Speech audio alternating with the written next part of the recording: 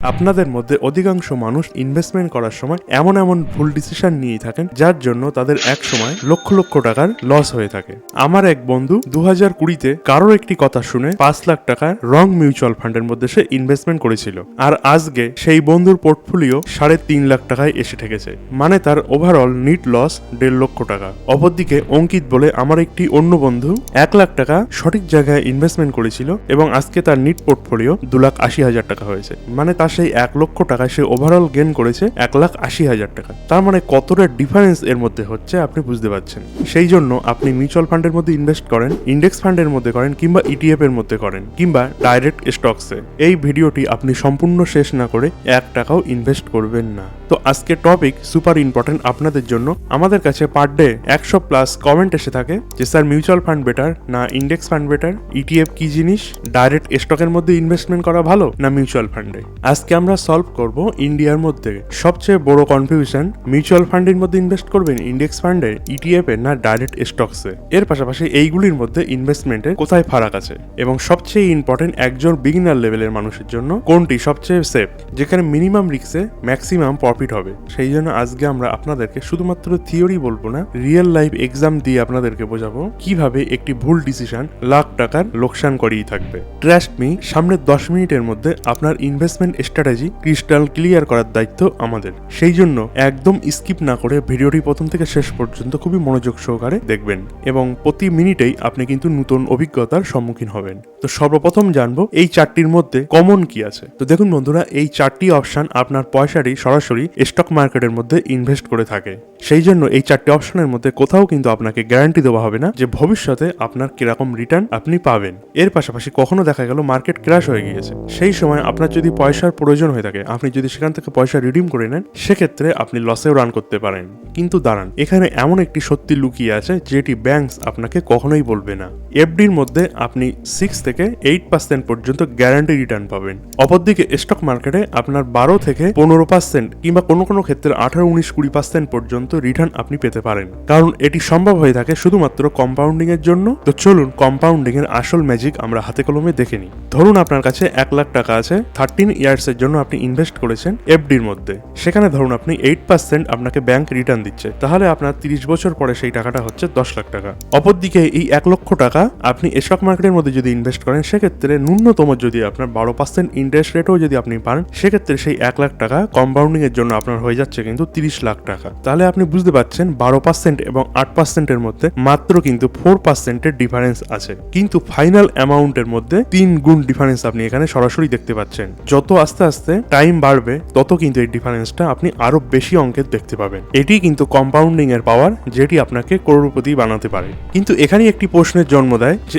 Stock market এত profitable, কিন্তু সাধারণ মানুষ এফডির মধ্যে কেন ইনভেস্ট করে থাকে? এই প্রশ্নের উত্তর হলো ভয়। কারণ মানুষ কম্পাউন্ডিং এর যে অ্যাকচুয়াল খেল সেটি কিন্তু বোঝার চেষ্টা করে না, এবং এই ফায়দাটাই ব্যাংক আপনাকে গ্যারান্টেড রিটার্ন স্কিম আপনার কাছে বিক্রি করে সেই ফায়দাটা কিন্তু ব্যাংক আপনার থেকে তুলে নিচ্ছে। তো এবার আসা যাক মেন ডিফারেন্সে, যেখান থেকে আসল খেলা শুরু হয়ে থাকে। ইন্ডেক্স ফান্ড আর ইটিএফ, এই দুটি অপশনের মধ্যেই আপনি কিন্তু মার্কেটের অ্যাভারেজ রিটার্ন পাবেন। যেরকম সেন্সেক্স আর নিফটি যেরকম হিসাবে গ্রো করবে, ঠিক সেম একই রিটার্নই এরা দিয়ে থাকবে। একটি রিয়েল ডাটা আপনাদের সাথে শেয়ার করব। পিছনে 40 বছরে সেন্সেক্স 13.5% অ্যাভারেজ রেটে গ্রো হয়েছে।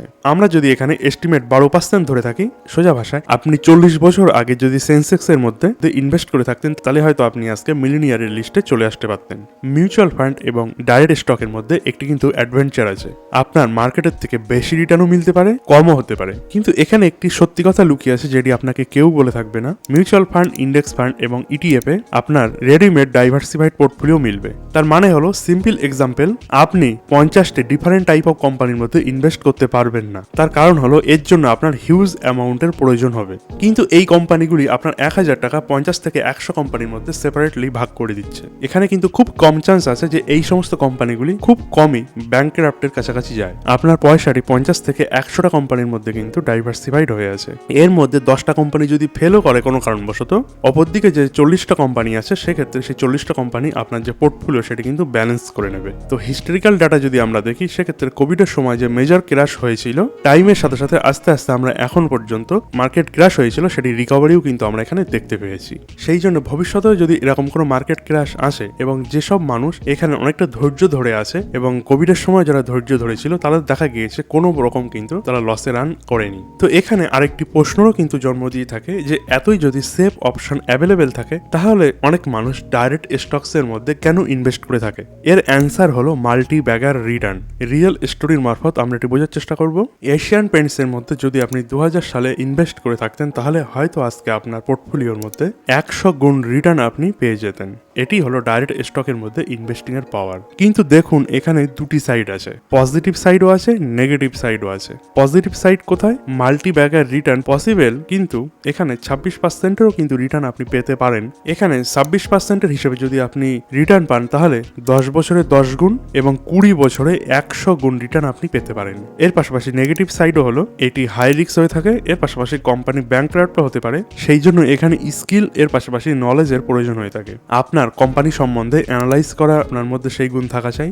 কোম্পানির যে অ্যানুয়াল রিপোর্ট সেটিও আপনার নলেজ থাকা চাই, অ্যানুয়াল রিপোর্ট কিভাবে পড়তে হয়। এর পাশাপাশি কোম্পানির যে ফাইন্যান্সিয়াল যে স্টেটমেন্ট সেটিও কিন্তু আপনার বোঝা চাই। ইন্ডাস্ট্রির যে ট্রেন্ড সেটিও কিন্তু আপনার জানা থাকা চাই। এর পাশাপাশি কোম্পানির যে ম্যানেজমেন্ট কোয়ালিটি সেটি কেমন সেটিও কিন্তু আপনার নলেজের মধ্যে থাকা চাই। এর মধ্যে যদি আপনি একটা অপশনও ভালোভাবে ইউটিলাইজ না করতে পারেন তাহলে ডাইরেক্ট স্টকসের মধ্যে ইনভেস্ট করা মানে আপনি কিন্তু জুয়া খেলার সমান, মানে আপনি এক কথা সরাসরি জুয়া খেলছেন। কিন্তু যদি আপনি এই সমস্ত কিছু আয়ত্তে করতে পারেন তাহলে হয়তো আপনার মধ্যে একটি ভীষণ পরিমাণে একটা পাওয়ার চলে এসছে। ওয়ারেন বাফেট এই স্ট্র্যাটেজির মাধ্যমেই পৃথিবীর মধ্যে রিচেস্ট পার্সেন্টেজ যে লিস্ট তার মধ্যে কিন্তু এসেছিল।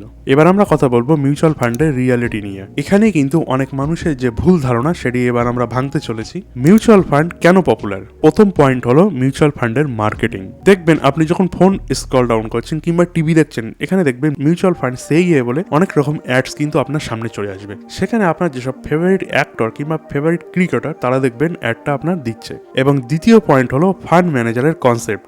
আপনার হয়তো মনে হচ্ছে এক্সপার্টস আপনার জন্য স্টক স্পিক করছে, আপনার জন্য একটি স্পেশাল পোর্টফোলিও তৈরি করছে শুধুমাত্র 1 থেকে 2% ফিজের বিনিময়ে। এবং তৃতীয় পয়েন্ট হলো আমরা ইন্ডিয়ানরা ট্র্যাডিশনালি পরম্পরা অনুযায়ী গোল্ড কিংবা সিলভার এর পাশাপাশি এফডি এইগুলিই কিন্তু আমরা প্রেফার করে থাকি। মিউচুয়াল ফান্ড এইগুলির কম্পারিজনে একটু কিন্তু মডার্ন হিসাবে আমরা দেখছি এবং মডার্ন জেনজি ক্যাটাগরির মানুষরা এটিকেই কিন্তু আমরা মডার্ন সলিউশন হিসেবেই নিয়ে থাকি। কিন্তু এর মধ্যে একটি বড় প্রবলেম আছে। ইন্ডিয়ার মধ্যে মোটামুটি 4400 প্লাস স্টকস আছে এবং 1700 প্লাস মানে এর থেকেও বেশি মিউচুয়াল ফান্ড কিন্তু মার্কেটে এই মুহূর্তে এক্সিস্ট করছে। এবং মিউচুয়াল ফান্ড এই জন্য কিন্তু বানানো হয়েছিল স্টক স্পিক করার যে সমস্যাটা সেটির থেকে আপনি যেন সাধারণভাবে মুক্তি পেতে পারেন। কিন্তু এই মুহূর্তে মিউচুয়াল ফান্ডে সিলেক্ট করা স্টক স্পিক করার থেকে কিন্তু বেশি কনফিউজিং আমাদের কাছে হয়ে গিয়েছে। দ্বিতীয় প্রবলেম হলো ফান্ড ম্যানেজারের রিস্ক। আপনি ফান্ড ম্যানেজারের ওপরেই সরাসরি কিন্তু বেট লাগাচ্ছেন যে সরাসরি সেই ফান্ড ম্যানেজারটি সেন্সেক্সকে বিট করবে। কিন্তু পাস্ট ইয়ারের ডেটা কি বলছে? 50 থেকে 60% মিউচুয়াল ফান্ড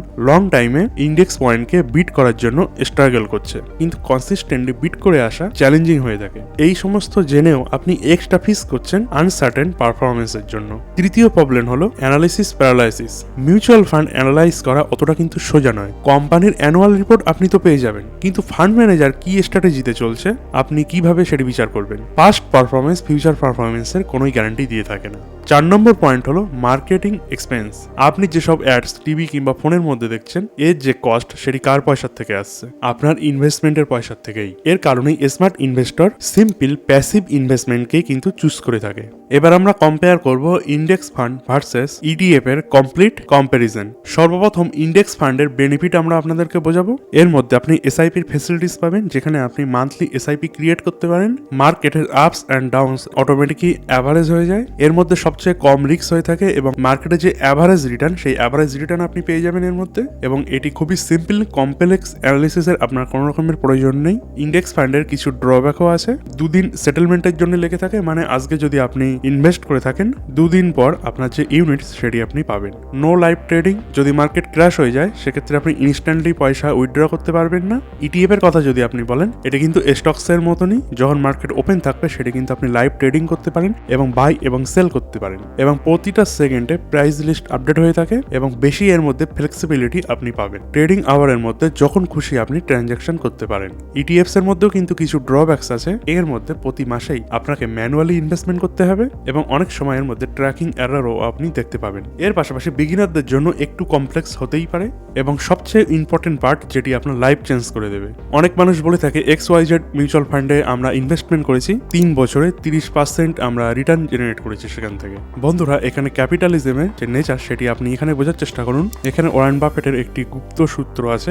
যখন কোনো ফান্ড ম্যানেজার সে অ্যাকচুয়ালি স্মার্ট হয়ে থাকে তখন সে রেগুলার আপনাকে ভালো রিটার্ন দিয়ে থাকে। মিডিয়ার মধ্যে সে খুব তাড়াতাড়ি ফেমাস হয়ে যায় শর্ট টাইমে, এবং এর মধ্যে খুব বেশি মানুষ তখন ইনভেস্টমেন্ট করতে থাকে। ফান্ডের সাইজ 1000 করোড় থেকে 10,000 করোড় পর্যন্ত পৌঁছে যায়। সেই ফান্ড ম্যানেজারে তখন তার থেকেও ভালো স্টক তার খুঁজে বের করতে হবে, যেটি প্র্যাকটিক্যালি ইম্পসিবল। তখন পারফরমেন্স আস্তে আস্তে ডাউন সাইডে চলে আসে। তখনই কিন্তু ফান্ড পারফরমেন্সের মধ্যে ভ্যারিয়েশন এসে যায়, কারণ মার্কেট ডাইনামিক এখানে কিন্তু প্রতি আওয়ার্সেই বদলে যাচ্ছে, এবং এই প্যাটার্নটাই প্রতিটা বুল মার্কেটে রিপিট হয়ে থাকে। তো এই ক্ষেত্রে ওয়ারেন বাফেটের কি সলিউশন আছে? ওয়ারেন বাফেট তার ওয়াইফের এই অ্যাডভাইস সে দিয়ে গিয়েছিল যে আমি মৃত্যুবরণ করার পর আমার প্রতিটা পয়সা S&P 500 ইন্ডেক্স ফান্ডের মধ্যে ইনভেস্ট করে দেবে। পৃথিবীর মধ্যে সবচেয়ে সাকসেসফুল ইনভেস্টর সেই কিন্তু ইন্ডেক্স ফান্ড প্রেফার করে থাকে। তো এবার আমরা আসবো মেন টপিকে। যদি আপনি বিগিনার হয়ে থাকেন সেক্ষেত্রে ইন্ডেক্স ফান্ডের মধ্যে আপনি SIP শুরু করতে পারেন। যদি আপনার এক্সপিরিয়েন্স থেকে থাকে সেক্ষেত্রে ETF এর মধ্যে আপনি ফ্লেক্সিবিলিটি অনুভব করতে পারেন। যদি আপনি এক্সপার্ট হতে চাইছেন সেক্ষেত্রে বিভিন্ন কোম্পানিকে অ্যানালাইজ করা শিখুন, কিন্তু কখনোই কমপ্লেক্স স্ট্র্যাটেজির মধ্যে আপনি ফাঁসবেন না। অনেক ইনভেস্টারই হয়তো আপনার আশপাশে আছে যারা সিম্পল চিজকেই কিন্তু খুব ভালোভাবে আয়ত্ত করে তার থেকেই অনেক প্রফিট সে কামিয়ে নিয়েছে, এবং যাদের হয়তো একটু নলেজ আছে তারা হয়তো কমপ্লেক্সের মধ্যে বেশি ইনভলভ হয়ে গিয়েছে এবং ওভারঅল টাইমে তারা কিন্তু লসেই রান করছে। তো এখানে আপনি মনে রাখবেন এটি কিন্তু শুধুমাত্র এডুকেশনাল পারপাসই বানানো হয়েছে। এর পাশাপাশি এটি কিন্তু কোনো রকমের বাই এবং সেল গাইডও কিন্তু নয়। যখনই আপনি কোনো ইনভেস্টমেন্ট করবেন সেক্ষেত্রে অতি অবশ্যই আপনার যে ফাইন্যান্সিয়াল অ্যাডভাইজার আছে তার সাথে কনসাল্ট করেই নেবেন। ভিডিওটি যদি কোনো রকম আপনার হেল্পফুল মনে হয়ে থাকে সেক্ষেত্রে অতি অবশ্যই আপনার মূল্যবান বক্তব্য আমাদের কমেন্ট সেকশনে জানাবেন।